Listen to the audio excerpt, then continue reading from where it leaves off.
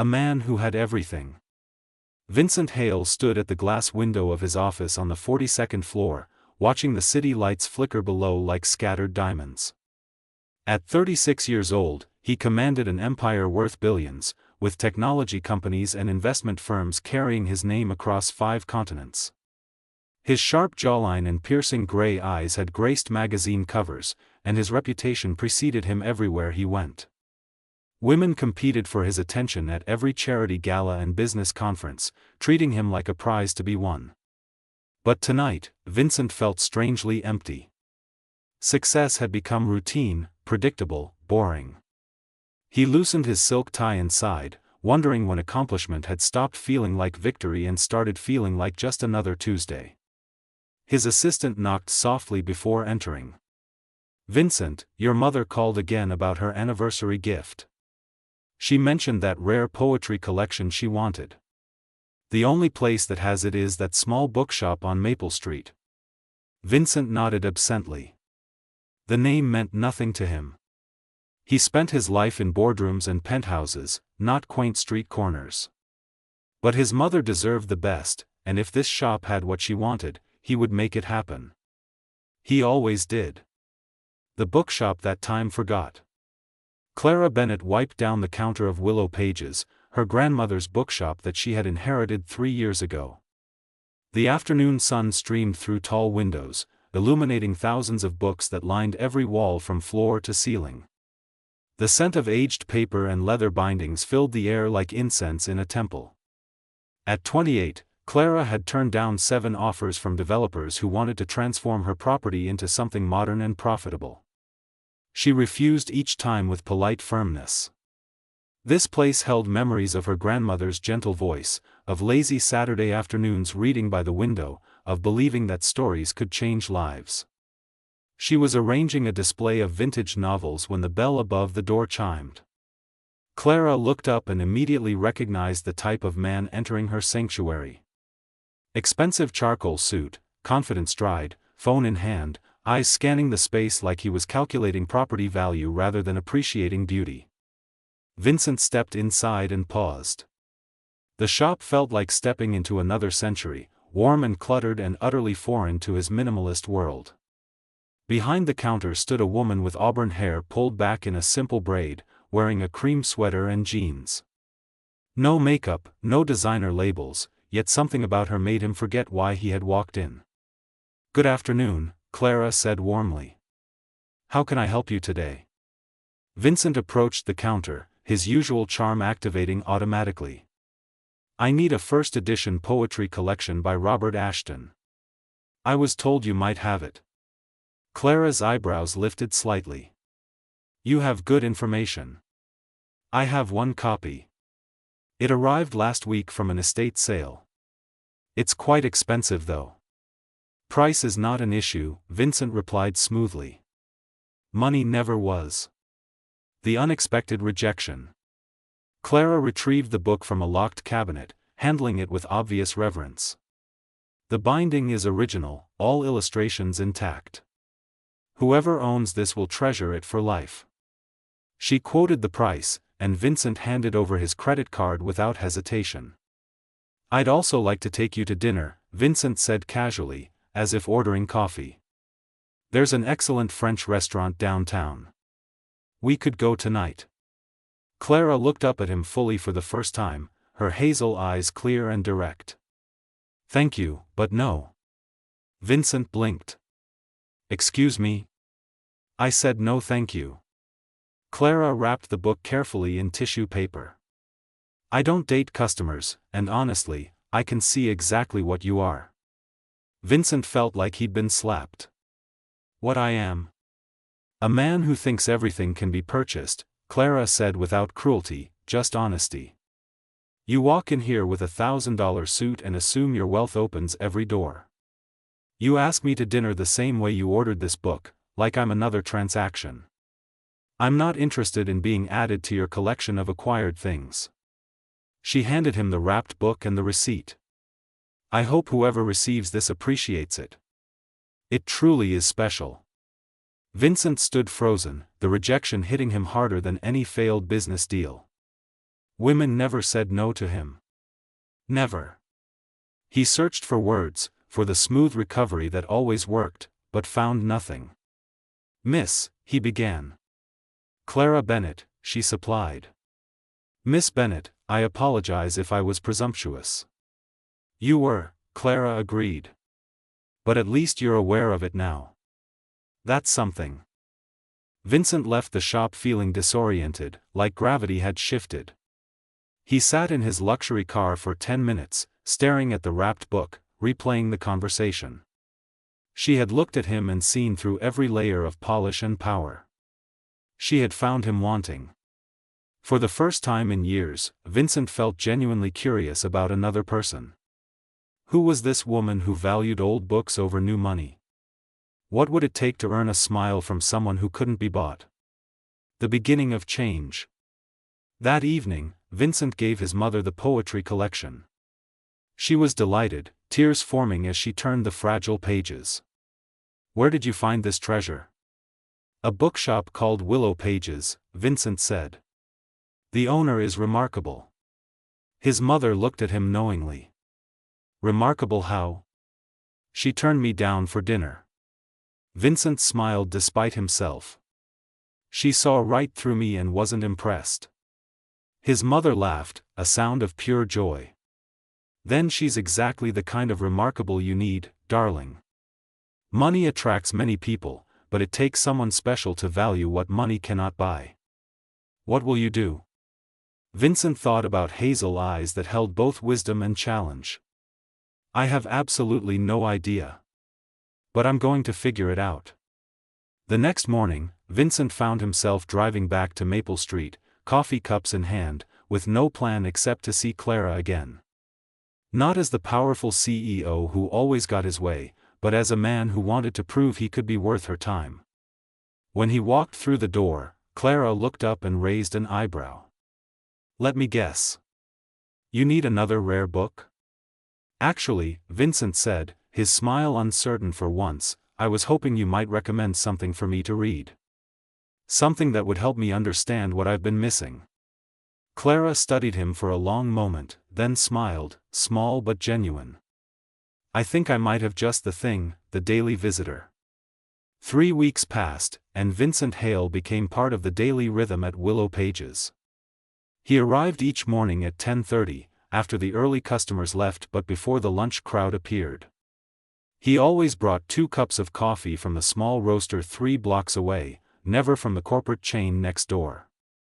Clara had mentioned once that she believed in supporting local businesses, and Vincent had listened.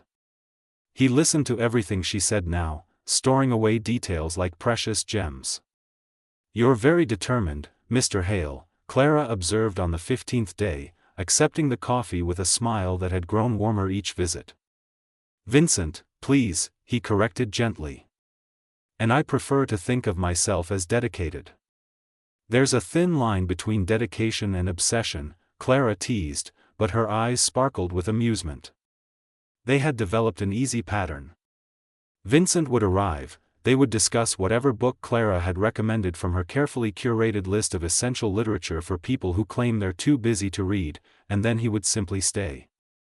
He helped reorganize shelves, learned her unique filing system that somehow made perfect sense, and listened to her passionate explanations about why certain novels mattered. Discovering simple joy. What surprised Vincent most was how much he enjoyed the simplicity of it all. In his world of merger negotiations and stock portfolios, there was something deeply satisfying about alphabetizing mystery novels or carefully mending the torn page of a beloved paperback. Clara taught him that preservation mattered, that caring for small things was not trivial but essential. "You're different than I expected," Clara admitted one rainy afternoon as they unpacked a shipment of new arrivals. She sat cross-legged on the worn wooden floor, her braid falling over one shoulder, looking more beautiful than any woman in diamonds he had ever encountered. "Different how?" Vincent asked, settling beside her with a comfort that would have shocked his business partners. "More genuine," Clara said thoughtfully. "When you first walked in here, you wore this armor of perfection. The flawless suit, the unshakable confidence, the rehearsed charm. But lately, you've been letting me see the person underneath. I like him much better. Vincent felt warmth spread through his chest, an unfamiliar sensation that had nothing to do with attraction and everything to do with being truly seen. That person hasn't had many chances to exist. My world rewards efficiency and power, not vulnerability. Then maybe your world is incomplete, Clara suggested softly. Maybe it is, Vincent agreed, holding her gaze. Or maybe I've finally found the missing piece. The moment stretched between them like a golden thread. Clara looked away first, busying herself with a stack of novels, but Vincent noticed the flush coloring her cheeks and felt hope take root. The community event. Their turning point came during the weekend literacy program Clara organized at the neighborhood community center. She had mentioned it casually, not expecting anything, but Vincent appeared Saturday morning wearing jeans and a simple navy sweater. Clara stared at him, unable to hide her surprise and pleasure. You came, she said, her voice softer than usual. You invited me, Vincent replied simply. You said these children need people who care about their education. I'd like to try being one of those people. What Clara witnessed that afternoon transformed everything. Vincent sat in a tiny plastic chair designed for 7-year-olds, reading adventure stories with animated voices that made the children giggle and gasp. When a quiet boy named Tommy struggled with his words, Vincent patiently encouraged each syllable, celebrating every small victory. When the kids asked about his job, he didn't mention his wealth or success. Instead, he talked about the buildings he wished he had designed, the schools he dreamed of creating where every child could learn. Clara watched through the window, her heart performing complicated gymnastics in her chest. This was the man she had hoped existed beneath the expensive exterior. Kind, patient, fully present in each moment without checking his phone or thinking about his next appointment. When a little girl accidentally knocked over her juice box, soaking Vincent's sweater, he simply laughed and said it gave the sweater character. Then he helped the mortified child clean up without a trace of irritation, turning her tears into giggles by making funny faces. Walking together. After the program ended, as they walked through the cooling evening air, Clara reached out and slipped her hand into Vincent's. He stopped walking immediately, staring down at their joined hands as if she had given him the world's most precious gift. Clara, he began, his voice thick with emotion. Don't say anything yet, she whispered. Just walk with me. They walked 6 blocks through the city as streetlights flickered on, hands intertwined, communicating without words everything that had been growing between them. When they finally stopped in front of Willow Pages, Vincent turned to face her fully, his hand gently cupping her cheek. May I kiss you? He asked, and Clara's heart melted at his asking, at the respect and hope shining in his gray eyes. Yes, she breathed. The kiss was soft and tentative at first, a question being asked and answered. Then it deepened, becoming a promise of something real and true. When they finally pulled apart, both were breathing hard, foreheads touching. I've never felt this way before, Vincent admitted quietly. Everything in my life has been about winning, about achieving, about being the best. But with you, I just want to be enough. I want to be someone you choose, not because of what I have, but because of who I am. Clara smiled, her eyes shining with unshed tears. You already are, Vincent. You became enough the moment you stopped trying to impress me and started being yourself. Facing reality. But as the euphoria faded, doubt crept in. Vincent's phone buzzed insistently in his pocket, reminding them both of the world waiting outside their bubble. He glanced at the screen and winced.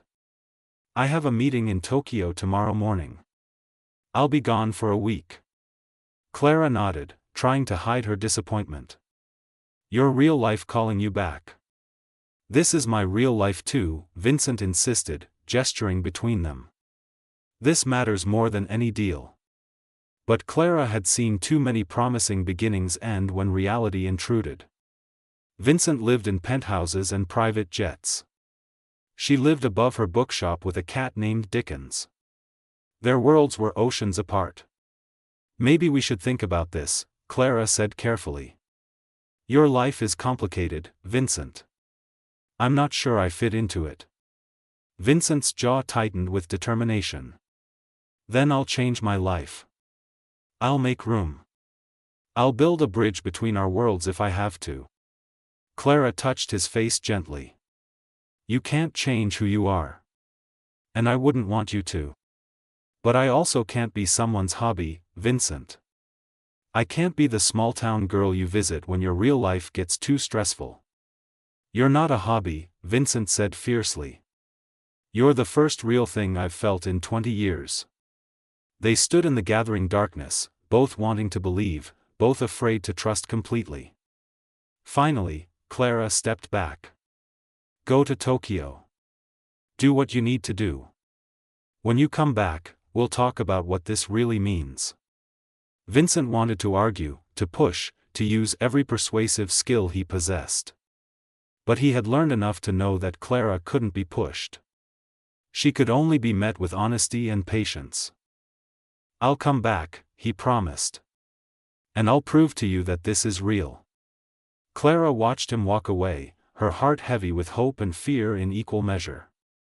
She had spent 3 weeks watching Vincent transform from an arrogant CEO into someone genuine and kind. But she also knew that transformation was easy in the safe bubble of her bookshop. The real question was whether it would survive in his actual world, the test of distance. Vincent's week in Tokyo felt like a month. Business meetings blurred together as his mind constantly drifted to a small bookshop on Maple Street and the woman who had changed everything. He found himself declining invitations to exclusive clubs and expensive restaurants, preferring to walk through quiet neighborhoods, searching for bookstores that reminded him of Willow Pages. On the third night, he called Clara. It was early morning for her, and her sleepy voice made his chest ache with longing. Did I wake you?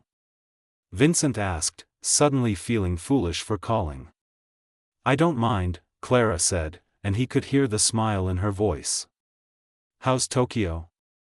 Successful, I suppose. We closed the deal. But Vincent, I keep thinking about something you said before I left.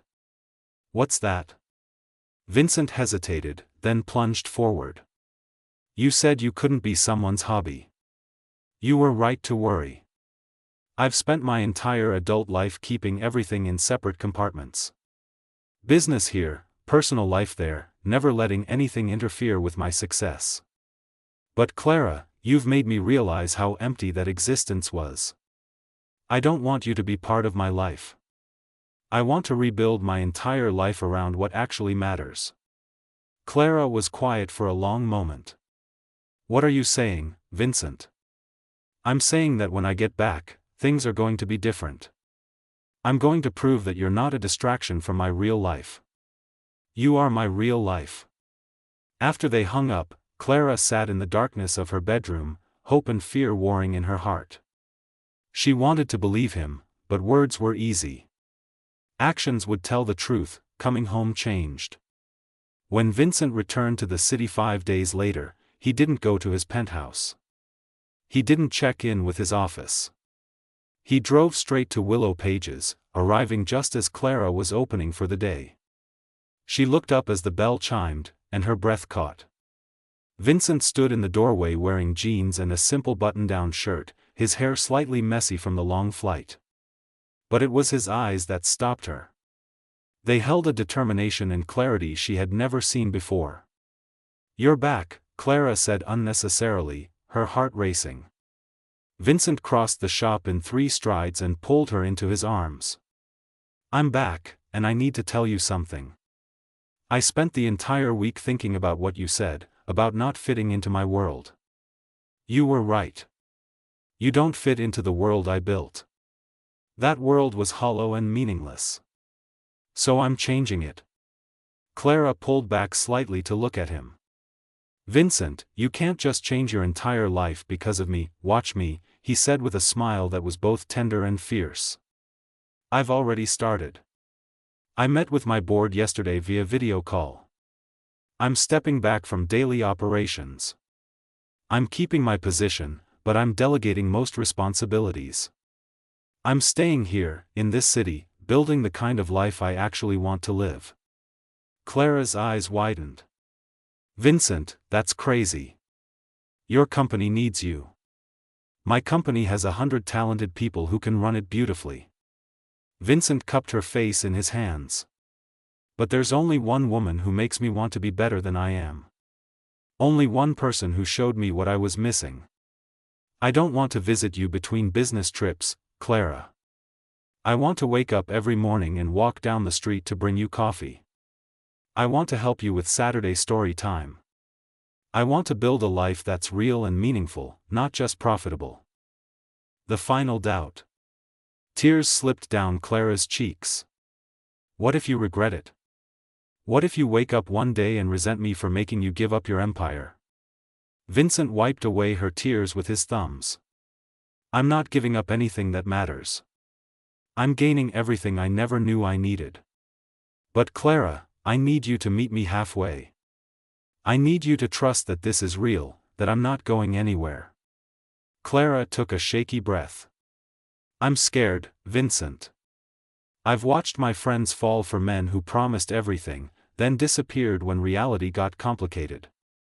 I've built walls around my heart because getting hurt once was enough. Vincent pulled her close again, his hand cradling the back of her head. I know you're scared. I'm terrified too. I've never let anyone this close before. I've never wanted to. But Clara, what we have is worth the risk. You're worth the risk. How do you know? Clara whispered against his chest.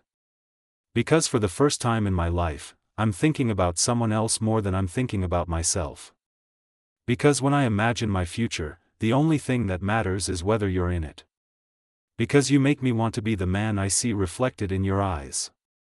Building something real. Over the following weeks, Vincent proved his words with consistent actions. He rented an apartment 3 blocks from Willow Pages, a modest 2-bedroom that made his colleagues shake their heads in disbelief. He established a home office where he handled essential business, but his days were structured around Clara's schedule. He became a fixture in the neighborhood. The coffee shop owner knew his order by heart. The children at the community center ran to hug him when he arrived for tutoring sessions. He helped Clara organize a book drive that collected over 2,000 volumes for underfunded schools. But the most significant change was internal. Vincent stopped measuring his worth by his bank account or his business achievements. He measured it by the smile on Clara's face when he brought her favorite pastries, by the thank you notes from children learning to read, by the quiet contentment he felt shelving books on a rainy afternoon. One evening, as they closed the shop together, Clara watched Vincent carefully straighten a display of children's books. He had removed his watch, she noticed. The expensive timepiece that once never left his wrist now sat in a drawer somewhere, replaced by a simple leather-banded watch Clara had given him. You've really changed, she said softly. Vincent looked up and smiled. No, I think I've finally become who I was supposed to be all along. I just needed the right person to show me the way. Clara crossed to him and wrapped her arms around his waist. I was so afraid you would leave. That your real world would pull you back. Vincent held her close, breathing in the scent of her shampoo mixed with old books. This is my real world now. You are my real world. Everything else is just details. The promise. 3 months after Vincent's return from Tokyo, on a crisp autumn evening, he took Clara to the park near her bookshop. Golden leaves carpeted the ground, and the setting sun painted the sky in shades of amber and rose. They walked hand in hand to a bench overlooking a small pond. Vincent seemed nervous, which made Clara nervous too. I need to tell you something, Vincent began, turning to face her. Before I met you, I thought success meant accumulation. More money, more properties, more achievements. I was building an empire but living in a prison of my own making. Clara squeezed his hand, staying quiet. You broke me free, Vincent continued. You showed me that real wealth isn't counted in dollars.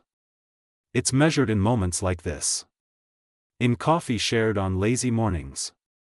In the joy of watching a child discover their favorite book. In knowing that someone sees all of you, including the broken parts, and loves you anyway. Tears gathered in Clara's eyes as Vincent slid off the bench and knelt before her. I don't have a ring yet because I wanted to ask you first what kind you'd like. I've learned that making assumptions about what you want is not the way to win your heart. Vincent's voice shook slightly. Clara Bennett, will you marry me? Will you let me spend the rest of my life proving that love is the best investment I ever made? Clara's tears spilled over as she pulled Vincent up and kissed him deeply. Yes, she whispered against his lips. Yes to everything. To building a life together. To taking risks. To believing that love can transform everything. They held each other as the sun set, two people from completely different worlds who had found common ground in honesty, vulnerability, and the courage to change. New beginning. 6 months later, Willow Pages underwent a transformation. With Vincent's financial backing and Clara's vision, they expanded into the empty space next door. The new section featured a children's reading room, a small coffee bar run by the local roaster, and a community space for classes and events. But the original shop remained unchanged, a testament to Clara's grandmother and the legacy of believing that books could change lives. Vincent and Clara were married in a simple ceremony in the park where he had proposed, surrounded by friends from both their worlds. Former business associates stood beside neighborhood children. Wealth mixed with simplicity. Past met future. As they exchanged vows, Vincent looked into Clara's hazel eyes and saw his entire world reflected back. She had brought him to his knees not with rejection, but with the offer of something more valuable than any empire. Authentic love. True partnership. A life built on shared values rather than shared profits. Clara looked at the man before her and saw not the powerful CEO who had walked into her shop months ago, but the gentle soul who had been waiting underneath all along. Someone brave enough to change. Strong enough to be vulnerable. Wise enough to recognize that being loved was more important than being envied. Their kiss sealed not just a marriage, but a promise. That love would always matter more than status. That people were more valuable than possessions. That the greatest success was not what you achieved, but who you became along the way. In a world that often valued the wrong things, Vincent Hale and Clara Bennett built something extraordinary. Not an empire of steel and glass, but a home filled with books and laughter and the kind of love that transforms everything it touches. And every morning, Vincent still brought 2 cups of coffee from the local roaster, walked 3 blocks to Willow Pages, and thanked whatever fate had led him to a small bookshop where he had lost everything he thought mattered and found everything that actually did. The end.